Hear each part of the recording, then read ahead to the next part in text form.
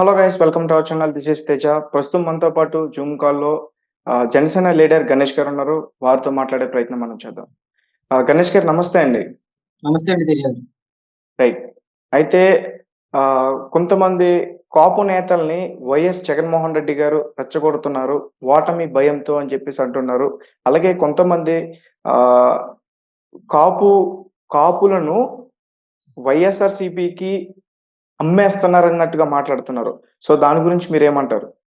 ఇప్పుడు వైఎస్ జగన్మోహన్ రెడ్డి గారు ఖచ్చితంగా హ్మ్. కాపుల్ని రెచ్చగొడుతున్నారు అనే విషయంపై అయితే నేను ఖచ్చితంగా ఏకీభవిస్తాను. హ్మ్. దానికి కారణం ఏంటంటే గనక పవన్ కళ్యాణ్ గారు ఒక అగ్రకులం, ఒక కాపుల్లో ఉండడమే దానికి కారణం. ఈయన జగన్మోహన్ రెడ్డి గారు ఏదన్నా ఒక ఇష్యూ మీద మనం మాట్లాడినట్లయితే గనక హ్మ్. పవన్ కళ్యాణ్ గారు ఏదైనా ఒక ఇష్యూని ఆయన రైజ్ చేసినట్లయితే గనక ఆయన మొట్టమొదటిగా చేసే పని ఏంటంటే ఆయనకి కొంతమంది మినిస్టర్‌లో కాపు కమ్యూనిటీకి చెందిన మినిస్టర్‌లు ఉన్నారు. హ్మ్. మనందరికీ తెలుసు. ఆ మినిస్టర్‌లు అందరూ గూడా వాళ్ళని రెచ్చగొట్టి పవన్ కళ్యాణ్ గారిని తిట్టించడం స్టార్ట్ చేస్తారు. హ్మ్. సపోజ్ ఉదాహరణకి మనం మాట్లాడుకున్నట్లయితే గనక గుడివాడ అమర్నాథ్ గారి గురించి మనం మాట్లాడుకుందాం. హ్మ్. గుడివాడ గుడివాడ అమర్నాథ్ గారు ఐటీ మినిస్టర్.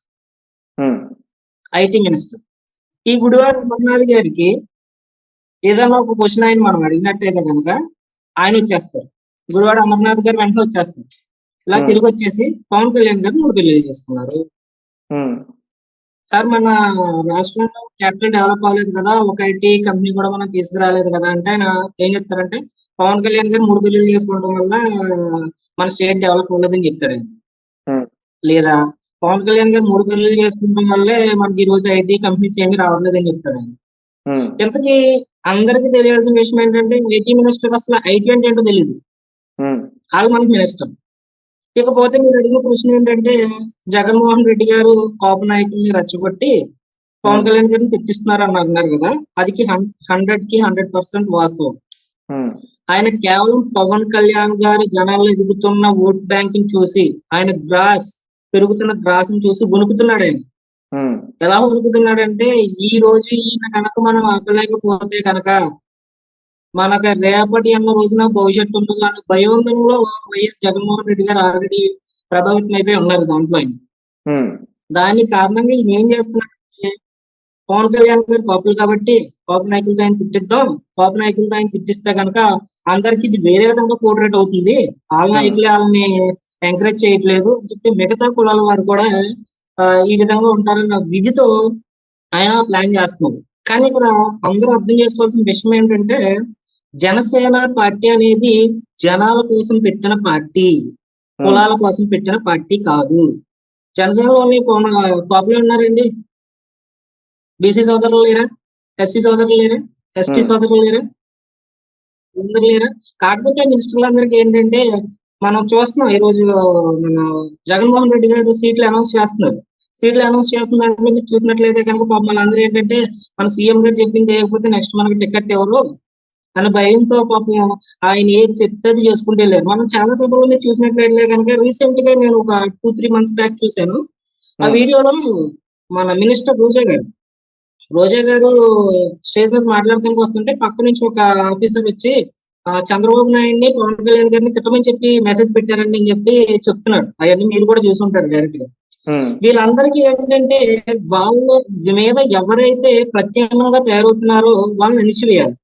హ్మ్. వాళ్ళ ఉద్దేశం ఏంటంటే ప్రత్యామ్నాయంగా వీళ్ళు ఉంటున్నారు. దీన్ని మనం అణిచివేయాలి. వీళ్ళని అణిచివేసుకుంటూ మనం ముందుకెళ్ళిపోవాలి. దానికి ఏముంది? నోరు ఉంది మనకి. మనం నోరుతో ముందుకెళ్ళిపోవచ్చు. మనకి మీడియా ఉంది. మీడియాతో ముందుకెళ్ళిపోవచ్చు. పోర్ట్రేట్ చేయొచ్చు. జనాల సమస్యలు వీళ్ళకి అవసరం లేదు. హ్మ్. జనాల సమస్యలకి వీళ్ళకి సంబంధం లేదు. ఏమున్నా సరే పవన్ కళ్యాణ్ తిట్టామా, చంద్రబాబు నాయుడు తిట్టామా అనే ఇదిలో ఉంటుంది. హ్మ్. అదే విధంగా వెళ్తున్నారు తప్ప గాని ఇంకా ప్రజలు ఏమైపోతున్నారు అంటే తేజ గారు నాకు సందేహం ఉంది. ఇప్పటి నుంచో నేను రాజకీయంగా నేను పెద్ద మేధావిని అని చెప్పను. నాకు మేధాశక్తి ఉందని నేను చెప్పను. నాకు ఒక చిన్న సందేహం ఏంటంటే ఇప్పటి నుంచో ఎవరన్నా ఉంటే అడుగుదామనే ఆలోచనలో ఉంటాను. హ్మ్. ఇప్పుడు జగన్మోహన్ రెడ్డి గారు ఉన్నారు. రెడ్డి. హ్మ్. చంద్రబాబు నాయుడు గారు ఉన్నారు. చౌదరి. మరి జగన్మోహన్ రెడ్డి గారి పార్టీ ఏంట్రా అంటే వైఎస్ఆర్‌సీపీ పార్టీ అని. చంద్రబాబు నాయుడు గారి పార్టీ ఏంట్రా అంటే టీడీపీ పార్టీని, మరి పవన్ కళ్యాణ్ గారి పార్టీ ఏంటంటే కాపుల పార్టీ అని ఎందుకంటారండి అవును. అనే ప్రశ్నని ప్రజలు ఆలోచించుకోవాలి. ఇప్పుడు మీరు నేను లేకపోతే రాజకీయ విశ్లేషకులు వీళ్ళు కాదు, ప్రజలు ఆలోచించుకోవాలి. అదేంటి ఫలానా వాళ్ళు ఉంటే వాళ్ళని అనట్లేదు కదా, వీళ్ళు ఉంటే వీళ్ళని అనట్లేదు కదా, కానీ పవన్ కళ్యాణ్ గారికి మాత్రమే కులం ఎందుకు అంటగడుతున్నారు? పవన్ కళ్యాణ్ గారు ఏ రోజైనా ఒక కులం మాత్రమే ఆయన పార్టీలో జాయిన్ చేసుకున్నారు. ఆయన కేవలం పెట్టిన పార్టీ పెట్టిన విధి విధానాలు ఏంటి? కులాలను కలిపే ఆలోచన విధానం. కులాలను కలిపే ఆలోచన విధానం అనే మొదటి సిద్ధాంతంతో పార్టీని ప్రారంభించడం జరిగింది. ఈ రోజు మన దౌర్భాగ్య స్థితి ఏంటంటే, ఇప్పుడున్న ఈ రాజకీయ నాయకులు అందరూ కూడా కేవలం వాళ్ళ యొక్క వ్యక్తిగత లాభాల కోసం, ప్రజల శ్రేయస్సు వదిలేశారు, వాళ్ళ వ్యక్తిగత లాభం కోసం ఆ కులం అనే ఆయుధాన్ని ఉపయోగించి పవన్ కళ్యాణ్ గారు ఒక కమ్యూనిటీకి చెందిన నాయకుడిగా చిత్రీకరిస్తున్నారు. దాన్ని మేము ఖచ్చితంగా అపరిస్తున్నాం. Okay, right. అయితే అలాగే వైఎస్ఆర్సీపీకి సంబంధించిన కొంతమంది పార్టీ నాయకులు, ముఖ్యంగా కాపు నాయకులు అని చెప్పొచ్చు. సో వాళ్ళందరూ కూడా మా కాపు వ్యక్తులందరిని కూడా, మా కాపు కులస్తులందరిని కూడా టీడీపీకి తాకట్టు పెట్టేస్తున్నాడు పవన్ కళ్యాణ్, టీడీపీ పార్టీకి. సో దాని గురించి ఏమంటారు? ఓకే, మరి ఇదే ప్రశ్న అయితే కనుక మనం అంబటి రాంబాబు గారి గురించి మాట్లాడుకుందాం. ఆయన వైఎస్ఆర్సీపీలో ఉన్నారు కదండి, ఆయన కాపు నాయకుడే కదా. అంటే జగన్మోహన్ రెడ్డి గారు కాపులందరినీ తాకట్టు పెట్టేశాడు. పేరు నాని గారు ఉన్నారు, తాకట్టు పెట్టేశారా? మన పాలకులు నిమ్మల రామారెడ్డి గారు టీడీపీలో ఉన్నారు, అంటే కాపులందరినీ తీసుకెళ్లి టీడీపీలోకి తాకట్టు పెట్టేశారా? ఒక రాజకీయ వ్యవస్థలో అనేది కులానికి రాజకీయ వ్యవస్థకి సంబంధం లేదు. రాజకీయం వేరు, కులం వేరు. పార్టీ ప్రభావం పార్టీగా మాత్రమే చూడాలి. మనం ఎన్నుకోవాల్సింది ఏంటి? మనకి ఇచ్చిన ఓట్ను మనం దేని చూసి మనం యూజ్ చేసుకోవాలి? మనకి నిలబడే నాయకుడు, ఏ నాయకుడన్నా అవనివ్వండి, అది దళిత నాయకుడు అవనివ్వండి, అగ్రకుల నాయకుడు అవనివ్వండి, ఎవరన్నా అవనివ్వండి, ఏ నాయకుడు అయినా సరే మనం వాళ్ళే చూడాల్సింది ఏంటి? వీడు మన కులం కూడా, లేదా పక్క కులం, ఇది కాదు మనం చూడాల్సింది. ఈ నాయకుడు మనం గెలిపిస్తే రేపు సమస్య ఉన్న రోజు మన వైపు మనకు నిలబడతాడా? మనకున్న సమస్యలను పరిష్కరిస్తారా లేదా? పరిష్కారం చూపిస్తారా లేదా? వీళ్ళు అవినీతి చేయకుండా ప్రజాధనాన్ని దుర్వినియోగం ఉపయోగిస్తారా లేదా? ఈ రోజు ఎవరన్నా సరే ఓటు ప్రతి ఒక్కరు కూడా ఓటు వేయాల్సిన కాన్సెప్ట్ ఏంటండి? వాళ్ళు ఎందుకు వేయాలి? తనతో పాటు చూసుకోవాలి. దయచేసి ఈ రాజకీయంలో కులం పదాన్ని తీసేయాలండి. ఫస్ట్ థింగ్, ఈ కులం అనే పదాన్ని తీసేయాలి. చెప్పాను కదండి, ఇంతకుముందే చెప్పాను మీకు, పవన్ కళ్యాణ్ కాపు అనే ఒక సామాజిక వర్గానికి చెందడం వల్ల ఆయన్ని ఇంకా ఇంకా ఇంకా కాపు అనే ఒక ముద్ర వేసి కిందకు అవుతున్నారు. ఇంకొకటి ఏంటంటే, జనరల్ అందరూ చెప్పేది ఏంటంటే, మనకి ఆంధ్ర రాష్ట్రంలో కాపు సామాజిక వర్గం ఓటు బ్యాంక్ బాగా ఎక్కువ, కాపుల పార్టీ అని చెప్పేసి అని అంటున్నారు కదా, కాపులతో తిట్టుతున్నారు, కాపుల పార్టీ అని అంటున్నారు, మాట్లాడుతున్నారు. ఇప్పుడు కాపులందరూ జనసేన వైపు ఉన్నట్టే కనుక ఈ రోజు పవన్ కళ్యాణ్ గారు సీఎం అయ్యి ఉండాలి కదండి. ఆయన కాపులను నమ్ముకుని రాలేదు కదా పార్టీలో. మనం 2014లో పవన్ కళ్యాణ్ గారు పార్టీ స్థాపించిన తర్వాత 19లో పోటీ చేశారు. పోటీ చేసినప్పుడు ఆయన మొదటి ఇచ్చిన టికెట్ ముమ్మిడివరంలో ఇచ్చారు, పేతాని బాలకృష్ణ గారికి. మొదటి టికెట్ అదే అనౌన్స్ చేసింది. మరి నిజంగా పవన్ కళ్యాణ్ గారు ఒక కులానికి చెందిన వ్యక్తి అయితే కనుక మొత్తం అందరికీ కూడా ఆయన కులానికి చెందిన వాళ్ళని ముందు పెట్టుకోవాలి కదా. నాదెండ్ల మనోహర్ గారు ఉన్నారు, ఆయన కాపు సామాజిక వర్గానికి చెందినవాడు కాదు కదా. మరి కేవలం ఏదన్నా పవన్ కళ్యాణ్ ఒక విషయం ఆయన మాట్లాడుతుందంటే ప్రజలు ఇబ్బంది పడుతున్నారు, పాలసీలు కరెక్ట్ గా లేవు అనే విషయం మీద ఆయన మాట్లాడుతున్నప్పుడు వీళ్ళందరూ మూకమ్మడిగా వచ్చి కులాన్ని ఎందుకు అంటగడుతున్నారు? ఈ అంటగట్టడం అనేది ప్రజలందరూ అబ్జర్వ్ చేయాల్సిన విషయం అండి. మీరు అడుగుతున్న క్వశ్చన్ కి నేను ఇంతలా రౌండ్ తిప్పి తీసుకొచ్చి చెప్పడానికి కారణం ప్రజలందరూ అర్థం చేసుకోలేదు అసలు ఏంటి, ఎలా ఉన్న వ్యవస్థ మారుస్తున్నారు, అసలు రాజకీయ పార్టీకి కులానికి సంబంధం ఏంటి అనే విషయాన్ని ప్రజలు బాగా అర్థం చేసుకోవాలి. ఇకపోతే ఇంకా మీరు అన్నట్టుగానే ఇంకా రేపు పొద్దున్న చంద్రబాబు నాయుడు గారి గురించి ఏదన్నా వచ్చినా సరే ఆయన అలాగే మాట్లాడేస్తారు. రాబోయే 3-4 నెలల్లో మనం దాని అన్నిటికీ సమాధానాలు దొరుకుతాయి, ఎవరెన్ని చేసినా ఆశిస్తున్నాం. మరి అలాగే కొంతమంది వైఎస్ఆర్‌సీపీ పార్టీలో వాళ్ళ పార్టీని విడిచి బయటకొచ్చేస్తున్నారు. అది అసంతృప్తి అవ్వనివ్వండి, ఇంకేదైనా కానివ్వండి. వాళ్ళ అవును. టీడీపీ వైపు వెళ్తున్నారు. జనసేన వైపు ఎందుకు వెళ్ళట్లేదు? ఇది నా క్వెషన్ ఇది. ఓకే. ఇది మీ క్వెషన్ అయితే గనక నేను కళ్యాణ్ గారి మైండ్‌లో ఏముందో నేను చెప్పలేను. నేను ఆయన చూసిన విధి విధానాన్ని బట్టి నేను చెప్తున్న ఆన్సర్ ఏంటంటే, పవన్ కళ్యాణ్ గారు అవినీతి చేసిన ఏ ఒక్క నాయకుడిని కూడా పార్టీలోకి మీరు రండి టికెట్ ఇస్తానని ఏ రోజు చెప్పలేదు. హ్మ్. ఏ రోజు చెప్పలేదు. నెక్స్ట్ ప్రజల్లో కూడా ఏంటంటే టీడీపీలోకి వెళ్ళినట్లయితే గనక మనం సిట్టింగ్ ఎమ్మెల్యే కదా! టీడీపీలో అయితే గనక మనం ఏదో విధంగా సీట్ తెచ్చేసుకోవచ్చు. చంద్రబాబు నాయుడు గారితో ఏదో విధంగా మాట్లాడుకున్నా సరే మనం ఒక సీట్ అనేది మనం తెచ్చుకోగలుగుతాం. బట్ కళ్యాణ్ గారిని మనం ఒప్పించడం చాలా కష్టం. హ్మ్. ఆయన్ని ఒప్పించడం కష్టం. ఆయన దగ్గరికి మనం వెళ్ళినా మన అవినీతి చూసి ఆయనే ముందు బయటకు పొమ్మంటాడు. హ్మ్. ఆయన పాలసీ ఎప్పుడూ కూడా వెరీ ట్రాన్స్‌పరెంట్. అంటే ఒక హ్మ్. గాజు గ్లాస్‌లో మనం పాలు పోస్తే పాలు కనపడాలి, పోస్తే నీళ్లు కనపడాలనే వ్యక్తి, అటువంటి వ్యక్తి దగ్గరికి మనం వెళ్ళినా ఉపయోగం లేదని ఎవరైతే అనుకుంటున్నారో, వాళ్ళు మాత్రమే టీడీపీలోకి వెళ్తున్నారు.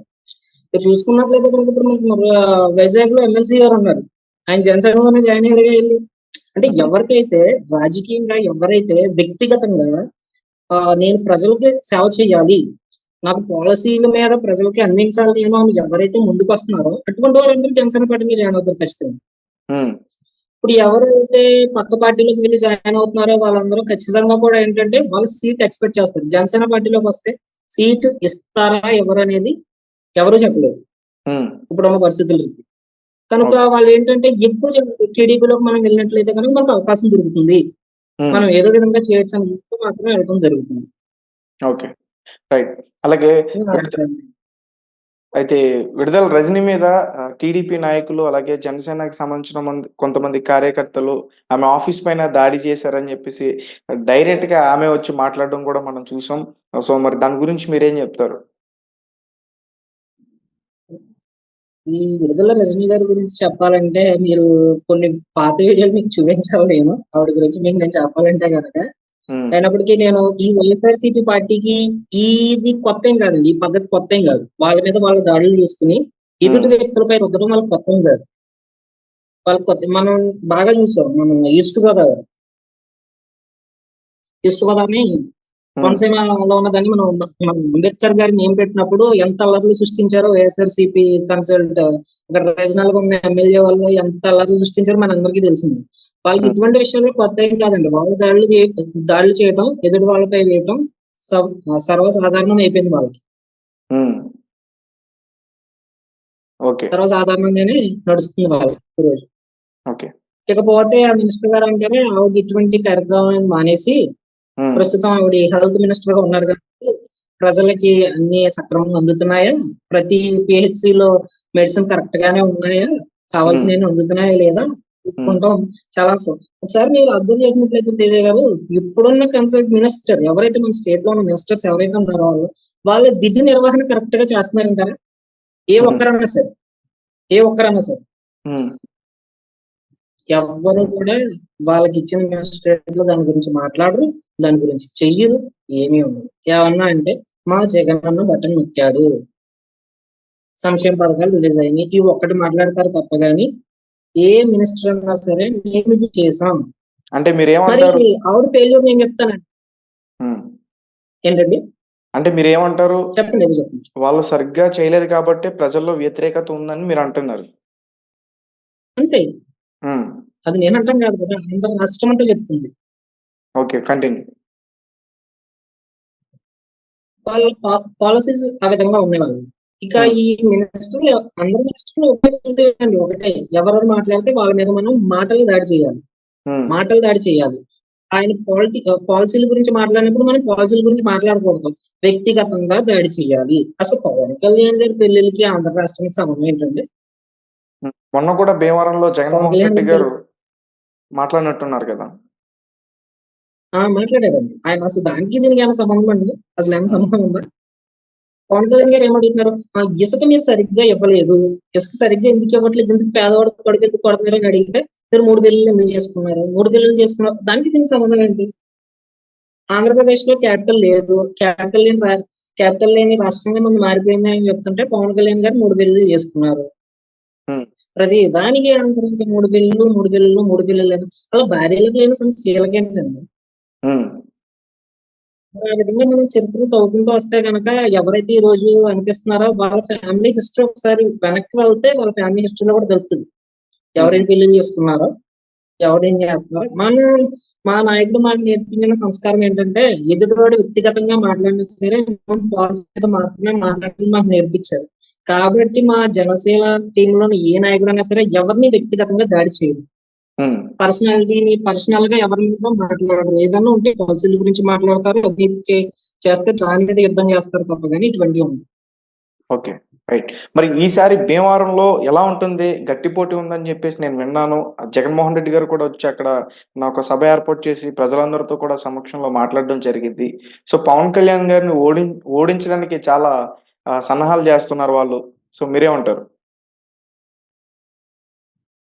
ఎవరెన్ని ఎత్తుగడలు వేసినా లాస్ట్ టైం చూసుకుంటే మనం 2,49,000 ఓట్స్ అనేవి ఉన్నాయి భీమవరం కాన్స్టిట్యూన్సీ లో.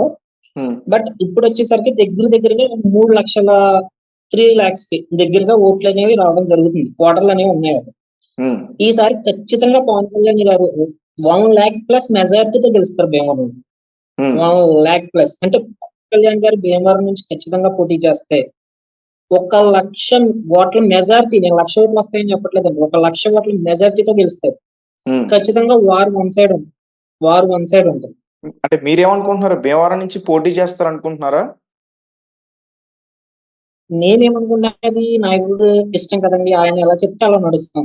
మేమనుకుంటాం, నా పర్సనల్ ఫీలింగ్ బట్ట. ఇది పార్టీలో నుంచి వచ్చింది కాదు. పార్టీ వాళ్ళు ఎవరు చెప్పింది కాదు. నా ఫీలింగ్ ఖచ్చితంగా ఆయన భీమవరం నుంచి పోటీ చేస్తారు అని నేను అనుకుంటున్నాను. ఓకే. రైట్. అక్కడ మీ పాలకొల్లు నియోజకవర్గం చెప్పండి. నియోజకవర్గానికి సంబంధించి ఇప్పుడు ప్రస్తుతం అక్కడ నిమ్మల రామానాయుడు గారున్నారు. టీడీపీ ఎమ్మెల్యే గారు. మరి అతనితో కలిసి మీరు ట్రావెల్ జేస్తారా? అక్కడ పరిస్థితులను గాని, ప్రజల్లోకి వెళ్ళడం గాని?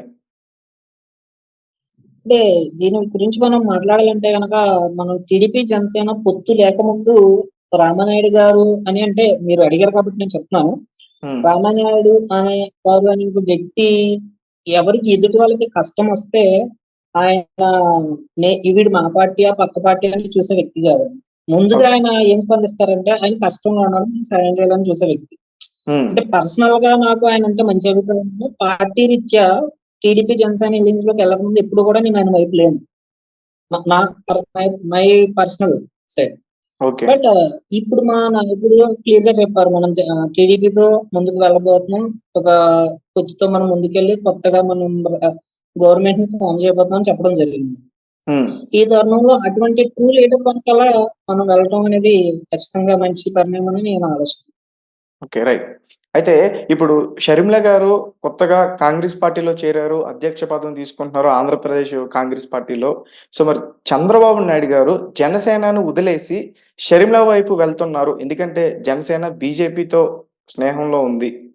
మిత్రపక్షం ఉంది వాళ్ళకని జెప్పేసి. సో, మరి జనసేనను వదిలేస్తే టీడీపీ పార్టీ కాంగ్రెస్‌తో కలిసి వెళ్తే అప్పుడు జనసేన పరిస్థితేంటి? జనసేనకి 100కి 200% బెనిఫిట్స్ ఉంటాయి. ప్లస్ అవుతుంది. అలా జరిగితే. హ్మ్. అంటే ఏ ఎందుకంటే విధంగా? ఆంధ్ర రాష్ట్ర ప్రజలు ఎవ్వరూ చెప్తున్నానండి అదే చెప్తున్నా. హ్మ్. ఆంధ్ర రాష్ట్ర ప్రజలు ఏ ఒక్కరు కూడా కాంగ్రెస్ పై మమకారంతో లేరు. హ్మ్. కాంగ్రెస్ అంటే అందరూ చిరాకు పడి అసహించుకునే పరిస్థితిలో ఉన్నారు. దానికి కారణం తెలుసు మీకు. కరెక్ట్ అయిన విధి విధానాలు లేకుండా తెలంగాణని, ఆంధ్రప్రదేశ్‌ని విడగొట్టడం జరిగింది. అవును. ఏ రోజైతే కాంగ్రెస్ తెలంగాణ, ఆంధ్రప్రదేశ్‌ని విడగొట్టిందో ఆ రోజుతోటే ఆంధ్రప్రదేశ్‌లో కాంగ్రెస్ అంతం అయిపోయిందండి. భూస్థాపితం కంప్లీట్‌గా అయిపోయింది. హ్మ్. ఇకపోతే షర్మిల గారి గురించి అంటారా?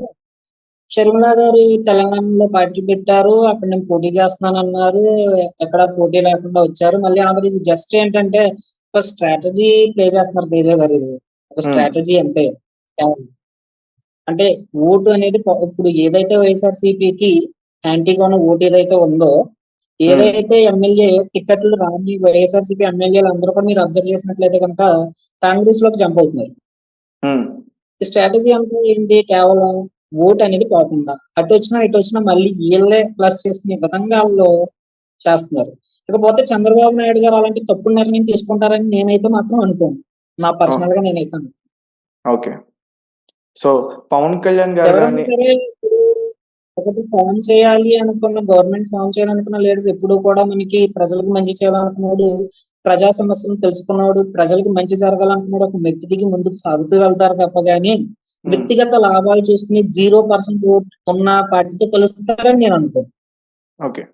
సో, ఫైనల్ క్వెషన్ అండి.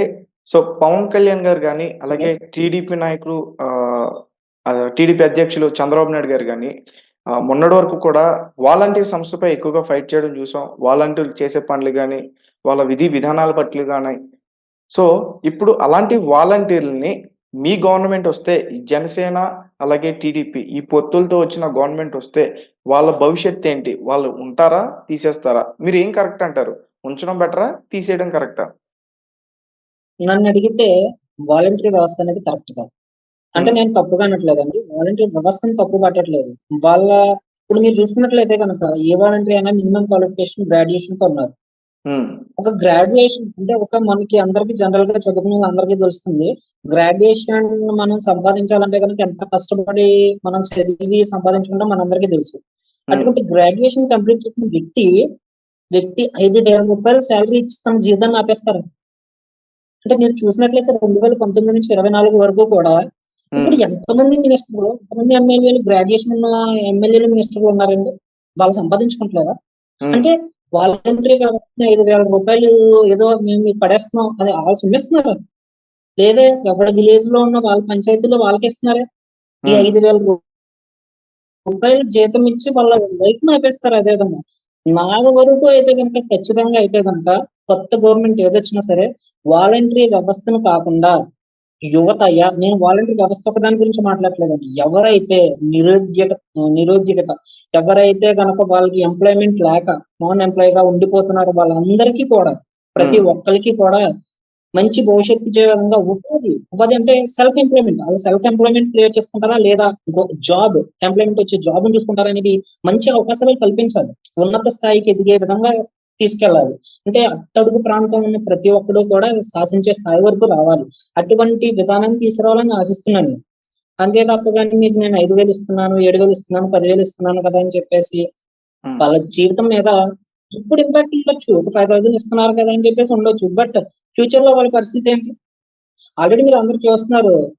వాలంటరీ వ్యవస్థ అనేది తప్పని చెప్పి మనకి హైకోర్ట్‌లో గాని, సుప్రీం కోర్ట్‌లో గాని చెప్పడం జరుగుతుంది. హ్మ్. మీరు వాలంటరీని ఓకే. ఆయన మంచి పర్పస్ ఆయన పెట్టిన పాలసీని నేను అగ్రీ అవుతాను. హ్మ్. మంచి పర్పస్‌లో వాడుకుంటే గనక నిజంగా పెన్షన్ ఇంటింటికి తీసుకెళ్ళి ఇస్తున్నారు. ఓకే. గుడ్. ఎందుకంటే 60 సంవత్సరాల వయసు దాటిన వారు ఓపిక ఉండొచ్చు, ఉండకపోవచ్చు. ఇంటింటికి చేరవేస్తున్నారు. Okay. Agree. Hmm. Ration okay. ఇంటికిస్తున్నారు. ఓకే. బట్ మరి అందరి డీటెయిల్స్ ఎందుకంటే కలెక్ట్ చేయించుకోవడం ఎందుకు వాలంటీర్ల చేత? కరెక్ట్‌గా వాడేసుకోవచ్చు కదా! వాలంటీర్స్‌ని. సరే నువ్వు వాలంటరీ అన్నాడు. వాలంటరీ పేరులోనే ఉంది కదా! సర్వీస్ ఓరియెంటెడ్ హ్మ్. వేతనాలు ఉండవు. హ్మ్. కానీ పెట్టారు చేస్తున్నారు సర్వీస్. ఓకే. అగ్రీ. మరి అలాగే ఉంచేస్తారా? అంటే వాళ్ళకి కావాల్సిన ఇన్ఫర్మేషన్ కలెక్ట్ చేసుకోవడం కోసం ఏ కుటుంబంలో ఎంతమంది ఎంప్లాయీలున్నారు, ఏ కుటుంబంలో ఎవరేం చేస్తున్నారు, ఎక్కడ ఎవరేం చేస్తున్నారు అని చెప్పి తెలుసుకోవడానికి వాలంటీర్‌లని వాడుకుంటారా? అంటే వాళ్ళకి ఇంకా భవిష్యత్తు చూపించరా? హ్మ్. అంటే వాళ్ళతో పాటు జాయిన్ అయిన సచివాలయం సిబ్బందులున్నారు. మీకు తెలుసు రూ. 15,000 ఆయన జాయిన్ అయ్యి ఈ రోజు అందరికి కూడా మాక్సిమం జాయిన్ అయిన వాళ్ళందరికి కూడా రూ. 30,000 దగ్గరగా 35,000 దగ్గరగా కూడా వాళ్ళ జీతాలు అందుకున్నారు. హ్మ్. 3 సంవత్సరాలు. మరి ఓకే. వాలంటీర్‌లుగా 5 సంవత్సరాలు వాలంటరీగా ఉన్న వీళ్ళు మరి వీళ్ళ ఎదుగుదల ఏమొచ్చిందండి? వీళ్ళు 5 సంవత్సరాల తర్వాత వీళ్ళు వెనక్కి తిరిగి చూసుకుంటే గనక వీళ్ళకి కనిపించేది ఏంటంటే జీరో శూన్యం కనపడుతుంది. 5 హ్మ్. సంవత్సరాల కాలం వృధా అయిపోయిందని కనపడుతుంది తప్ప గాని వేరేమీ కనిపించదు. ఓకే. అంటే చాలా మంది అనుకోవచ్చు. ఎవరు చంద్రబాబు నాయుడు ఇవ్వలేదు కదా! ఎవరు ఇవ్వలేదు కదా! కనీసం రూ. 5,000 తెచ్చారు కదండీ! అదే రూ. 5,000